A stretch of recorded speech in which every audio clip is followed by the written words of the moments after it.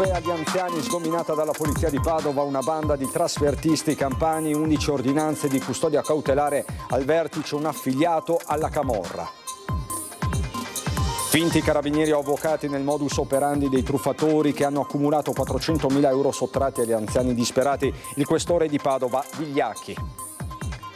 Manifestazione in centro storico a Vicenza per chiedere alle istituzioni uno stop al degrado, organizzarle i commercianti in corteo assieme ai cittadini al grido di pretendiamo sicurezza.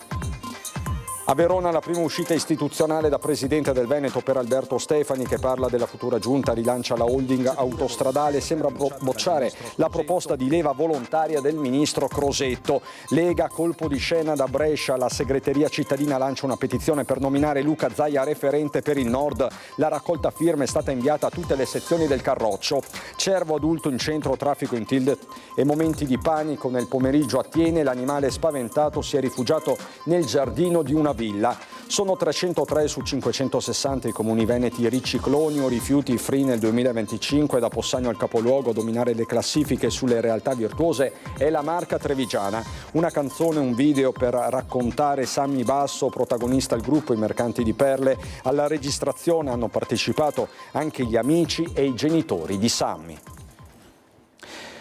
Bentrovati, buonasera telespettatrici, telespettatori di Antenna 3, la cronaca in primo piano per questa edizione regionale dei nostri telegiornali. Parliamo di truffe agli anziani, è stata sgominata una potentissima banda, 11 gli arresti, si tratta di trasfertisti campani e c'è l'ombra della camorra.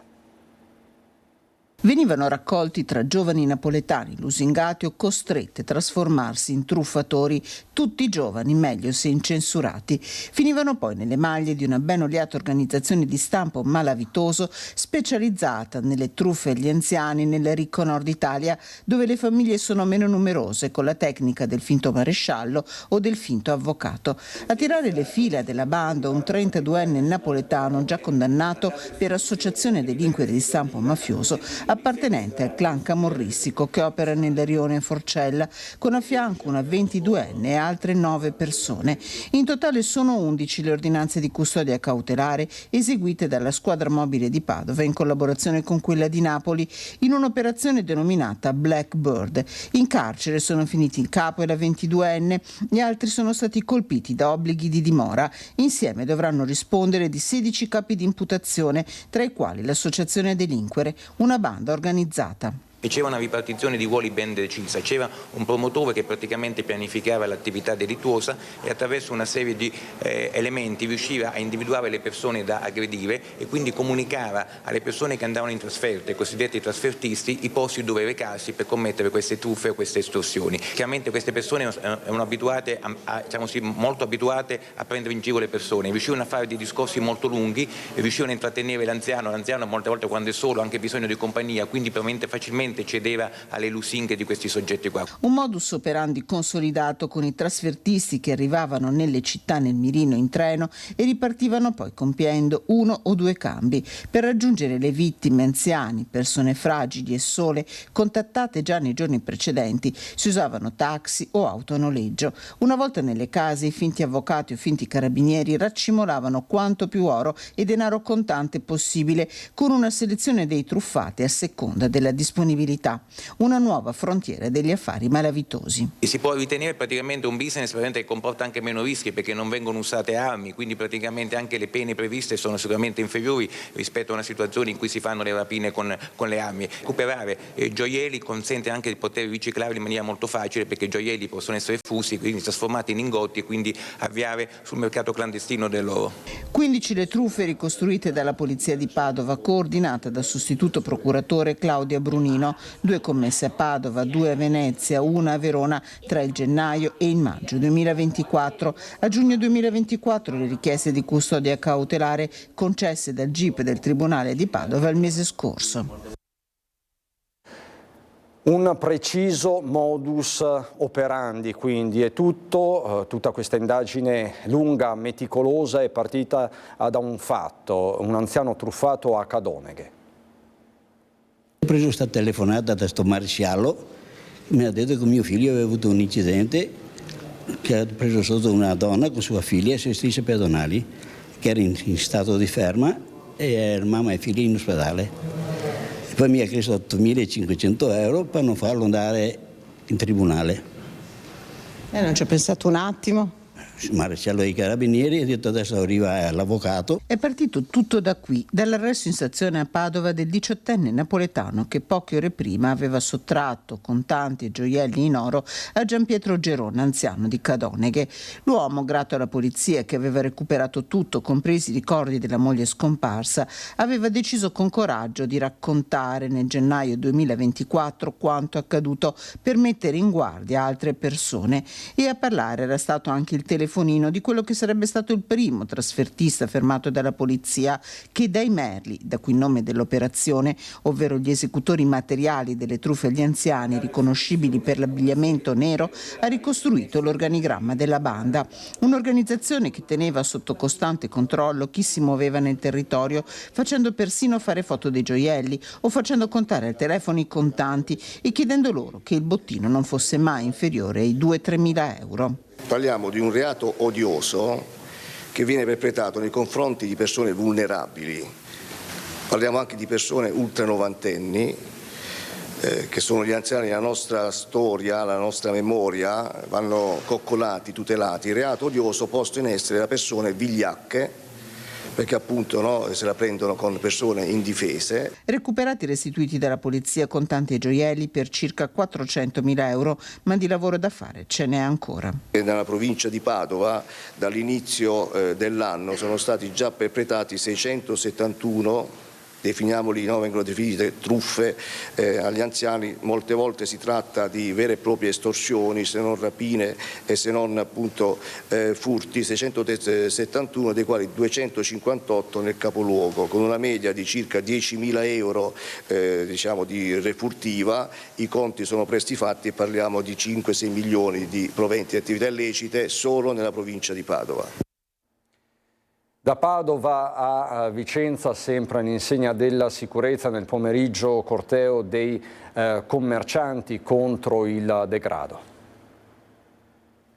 Vicenza pretende sicurezza! Adesso basta, è la seconda volta che lo chiediamo, continueremo a chiederlo perché, ripeto, Vicenza pretende sicurezza e noi siamo sicuri che ce la meritiamo. Così l'organizzatore della manifestazione contro il degrado dilagante in città, promossa dai commercianti, a cui hanno partecipato molti cittadini del centro e delle periferie.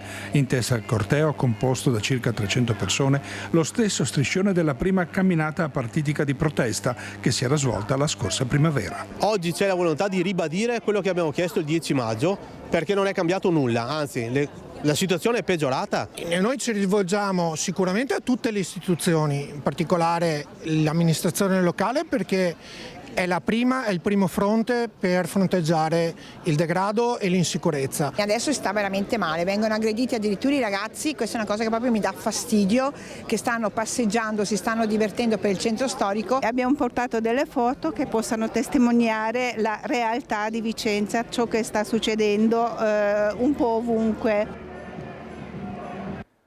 Apriamo adesso la pagina politica. Prima uscita ufficiale istituzionale per il candidato presidente della Regione del Veneto, per il presidente della Regione del Veneto Alberto Stefani, che questa mattina era alla Fiera Giobbe Orient di Verona.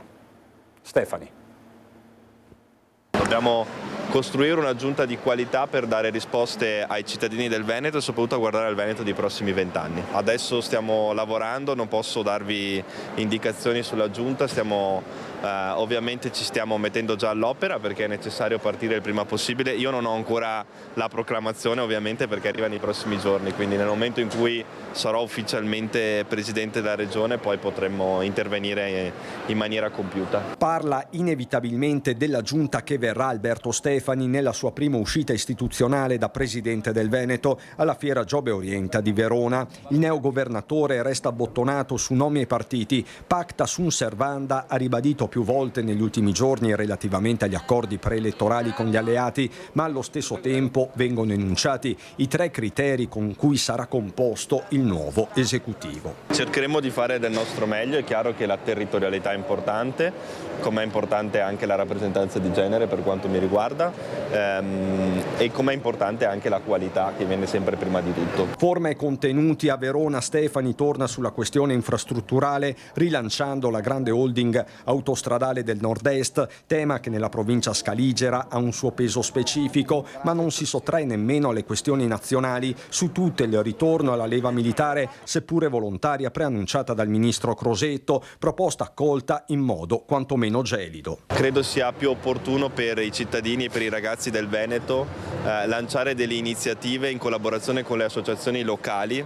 Tra queste abbiamo lanciato Servizio Veneto, che non è un servizio militare ma è un servizio ovviamente messo a disposizione dei ragazzi con le associazioni locali, con la protezione civile. E per i bulli campus obbligatori, fa intendere il nuovo presidente, che attende ufficialmente il testimone dal predecessore Luca Zaia, che pare destinato ad altri lidi, magari come sindaco di Venezia. È una persona che oltre a dimostrare capacità amministrative ha una grande popolarità e per fare il sindaco questo conta. E penso che sia sicuramente una delle possibilità, poi penso ne abbia anche molte altre. Io ovviamente sarò felice se deciderà di rimanere in regione, perché insomma lo posso anche dire, gliel'ho chiesto anche un po' di rimanere, no?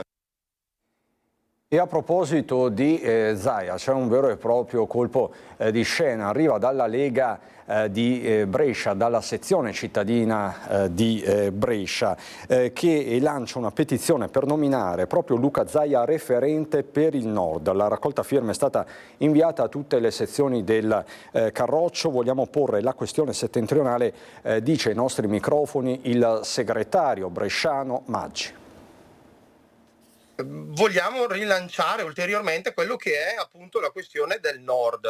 Questa questione del Nord, che per il nostro modo di vedere può essere interpretata da appunto Luca Zaia stesso, facendo un appello al ministro e al nostro segretario federale Salvini. Noi chiediamo che venga fatto questo coordinamento a livello del Nord tramite la figura di Luca Zaia. Non c'è ambiguità nella petizione presentata dalla sezione cittadina della Lega di Brescia, un vero e proprio coup de théâtre a pochi giorni dal verdetto veneto, con il Carroccio capace di doppiare Fratelli d'Italia, complice l'effetto non solo balsamico del governatore uscente in lista. Nessuna sfiducia a Salvini, scandisce a chiare lettere il segretario bresciano, semmai un ritorno alle origini. No, non è che non parliamo più di Nord, però essendo diventato un partito nazionale, diciamo che la politica della Lega è stata un po' diluita, e quindi in questo caso noi chiediamo, ovviamente, essendo io personalmente sono di Brescia, sono lombardo, stimo i colleghi veneti, stimo i colleghi del Piemonte, quindi per questo chiediamo che ci sia un coordinamento guidato da Luca Zaia, a maggior ragione, che non è assolutamente vuol dire sfiduciare Salvini. Ripeto, c'è già una figura al sud che fa la stessa identica cosa, chiediamo che venga istituito anche al nord. Ma è chiaro come un passaggio del genere fino a una settimana fa non fosse nemmeno immaginabile, un'accelerazione verso quel progetto di Lega a 2 velocità accarezzato dallo stesso Zaia su modello della ripartizione tedesca tra CDU e CSU bavarese, partiti gemelli ma differenziati su base territoriale. Questa decisione compete alla segreteria federale e al segretario federale, quindi non compete assolutamente a noi. Potrà essere un lancio per qualcosa di più grande, qualcosa di più strutturato, vedremo obiettivamente. Il passaggio è politicamente rilevante. La petizione sarà inviata a tutte le sezioni, quantomeno del Nord. Da Brescia parte un movimento che potrebbe rilevarsi dirompente. Io vedo però, avendo lanciato questo sasso, che c'è molto entusiasmo, quindi soprattutto tra i militanti, i sostenitori. Vuol dire che il tema è sentito, ma perché non è stato imposto da nessuno, è partito proprio dalla base, è partito dalla nostra segreteria. Chiediamo ovviamente un supporto anche di tutti i militanti e i sostenitori stessi di tutte le altre regioni.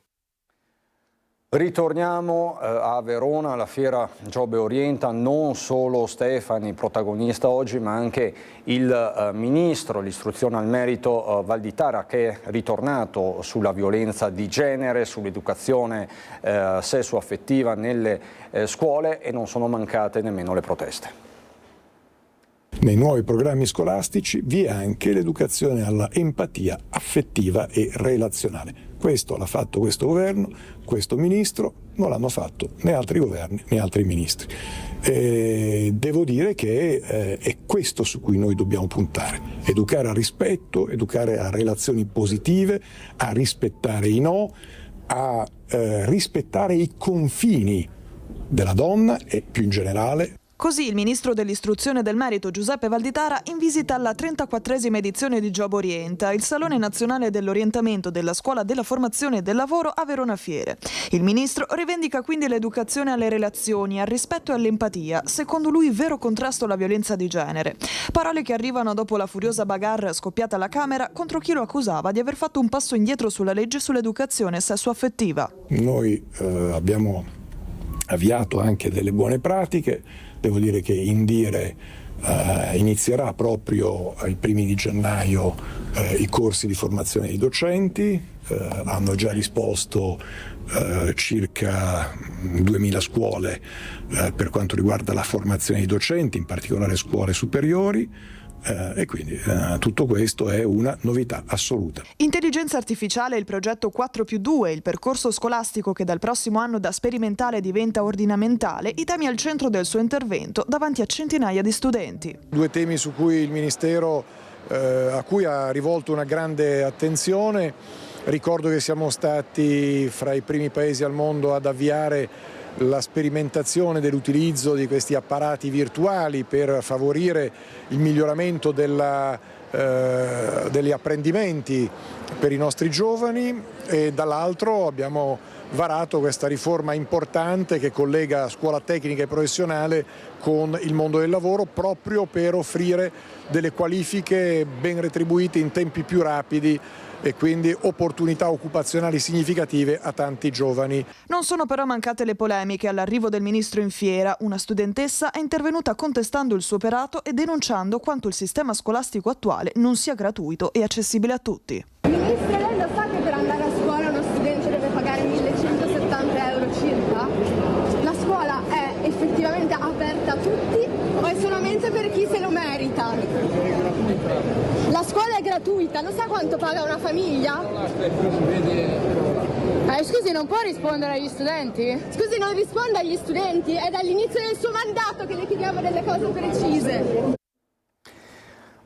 ATN ora per raccontarvi di un cervo in fuga.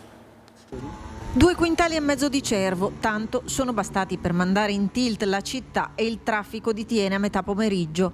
Cervo smarrito e spaventato che ha creato momenti di forte preoccupazione fino a sfondare la cancellata di un'abitazione. 7 agenti del Consorzio Nord-Est Vicentino impegnati per 4 ore, ma anche carabinieri, polizia provinciale, per creare un cordone di sicurezza a tutela dei cittadini mentre l'animale era all'interno del parco ed evitare che potesse essere un pericolo per passanti e auto del centro, prima di essere recuperato e liberato nelle colline delle Breganze. Episodi come questo dimostrano quanto sia necessario un vero coordinamento tra istituzioni su situazioni di fauna selvatica, coordinamento che non mi pare sia risultato efficiente se non grazie alla buona volontà e all'intraprendenza del personale intervenuto. Devo dire che ieri sono stati impegnati 7 agenti per oltre 4 ore, oltre ad altri enti. Quindi ho chiesto un rapporto alla polizia locale per individuare eventuali criticità, così da evitare che altri sindaci si trovino nelle mie stesse condizioni, sia dal punto di vista economico, quindi dei costi che dovranno essere supportati dalla collettività, e soprattutto dal punto di vista della sicurezza. Influenza, facciamo il punto con il virologo Prediasco. L'influenza temiamo che sia per noi questo terzo anno di stagione impegnativa, quindi con tantissimi casi di vera influenza, ma non solo, anche di altri virus respiratori e purtroppo anche di un pizzico di Covid, anzi un po' di più di un pizzico di Covid, meno cattivo di prima, ma che ci preoccupa. L'influenza c'è, è arrivata e sta giocando d'anticipo, ma al momento non è ancora prevalente, seppure i numeri del virus stagionale siano già in forte crescita. Sui 500.000 italiani a letto nell'ultima settimana 30.000 sono i veneti, alle prese con febbre, tosse, dolori a ossa, testa, gola, problemi gastrointestinali, 6,3 i casi ogni 1.000 abitanti nella nostra regione. La stagione di vera influenza è ancora alle porte e temiamo che il picco, un po' come sempre, non è facile dirlo, avverrà nel periodo, diciamo, delle festività, vuoi complice il freddo intenso, prolungato, l'umidità e poi i bellissimi e necessari viaggi, baci, abbracci, momenti di incontro che sono resi possibili e dobbiamo farli, quindi non voglio dire non si devono fare come purtroppo è stato necessario nei momenti acuti del Covid, ma facilitano la diffusione di questi virus. In Australia, Argentina, Giappone e Inghilterra l'influenza si è rivelata e si sta rivelando particolarmente dura. Anche per questo il consiglio di Pregliasco resta quello di sempre: vaccinarsi quanto prima. Del resto sono necessari 7-10 giorni per la creazione di anticorpi. L'appello è accorato per anziani e soggetti più fragili e riguarda anche la vaccinazione anti-Covid, passata purtroppo di moda, dice il professore, ma in diversi casi utile, per non dire vitale. Che è ancora necessario per le persone fragili a rischio, perché sicuramente non è più il virus dell'inizio pandemia, ma comunque purtroppo uccide, bisogna dirlo, 10-20 persone a settimana, tra gli anziani, tra le persone fragili, che con un vaccino possono evitare queste complicanze. Sono 211 i comuni ricicloni del Veneto, ossia quelli con rifiuto urbano residuo inferiore a 80 kg per abitante e 92 rifiuti free sotto i 75 kg per abitante, per un totale di 303 su 560, 8 in meno rispetto al 2023. La causa è da ricondurre anche all'aumento della produzione dei rifiuti pro capite, che nel 2024 ha visto un più 3,1% rispetto all'anno precedente. I dati sono stati presentati oggi ad Ecoforum Veneto 2025, la Marca Trevigiana la fa da padrona nelle classifiche dei comuni, e tra i comuni sul podio c'è Possagno. Voltiamo decisamente pagina, vi raccontiamo ora di una canzone, di un video per ricordare Sammy Basso.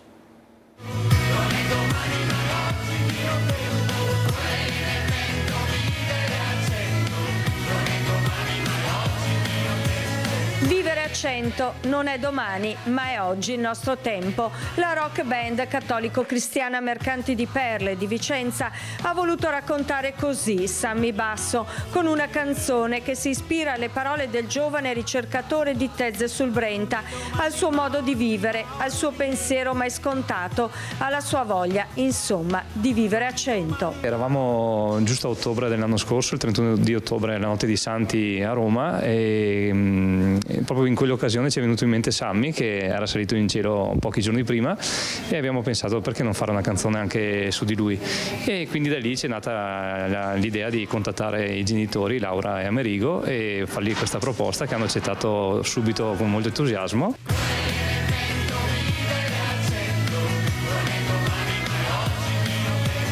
Non è stato facilissimo scrivere il testo, di materiale ce n'era tantissimo, però l'approccio più bello è stato quello di non aver paura di usare le parole. Trovarmi a cantare questa canzone è stata veramente un grande piacere, un grande onore, una grande responsabilità, ma ancora la manifestazione di come una persona, anche quando non la vediamo più fisicamente, ma come questa persona continua a vivere e continua a fare del bene. Al video, che sarà in rete dal 1° dicembre, hanno partecipato anche tanti amici di Sammy e i suoi genitori, Laura e Amerigo. Abbiamo raccolto veramente il suo testimone, noi anche i suoi amici, quindi stiamo facendo veramente tutto quello che lui avrebbe voluto che facessimo. Portare avanti la conoscenza di questa rarissima malattia e continuare a far parlare di quello che era Sammy, dell'amore che portava a tutti, della gioia che portava a tutti, del dire ok, abbiamo questa di vita e la dobbiamo vivere a 100, a 1000, non dobbiamo sprecare mai niente. Un muro non sempre un ostacolo, ma può diventare un'opportunità per salirci sopra e vedere oltre. Subito dopo la sigla c'è il meteo, è tutto dal Veneto, buona serata.